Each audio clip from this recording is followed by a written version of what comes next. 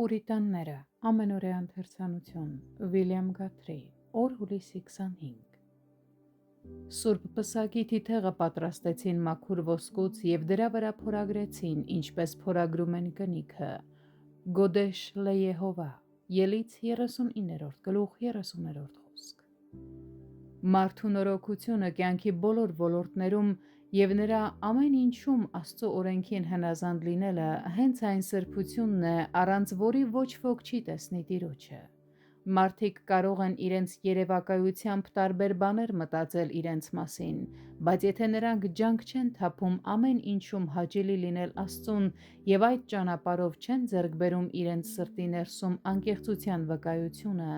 ապա չեն կարող վստահեցնել իրենց սրտերը նրա առաջ։ Մարդու խղճի վկայությունն է նրա ուրախությունը։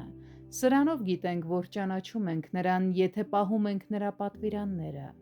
և սրանով կճանաչենք, որ ճշմարտությունից ենք և մեր սրտերը համարձակություն կունենա կանգնելու նրա առաջ, քանզի եթե մեր սիրտը դատապարտի մեզ, ապա Աստված մեր սրտից ավելի մեծ է և ամեն բան գիտի։ Սիրելիներ, եթե մեր սրտերը չդատապարտեն մեզ, Աստծու առաջ համարձակություն կունենանք։ Առաջին Հովհաննես 3-րդ գլուխ 19-21 խոսքեր։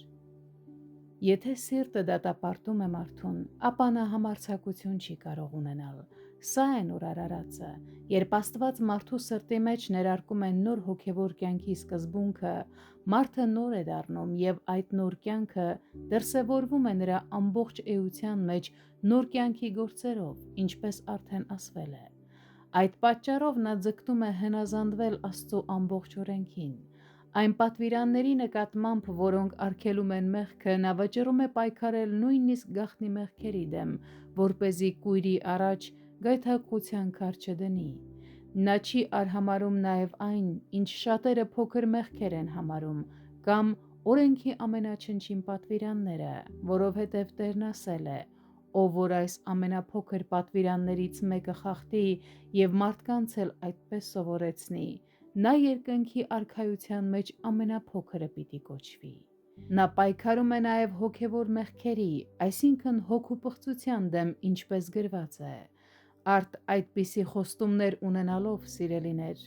հոգու և մարմնի ամեն պղծությունից ինքներս մեզ մաքրենք և սրբությունը Աստծո երկյուղով կատարյալ դարձնենք։ 2 Կորնթացիս 7-րդ գլուխ 1 խոսք։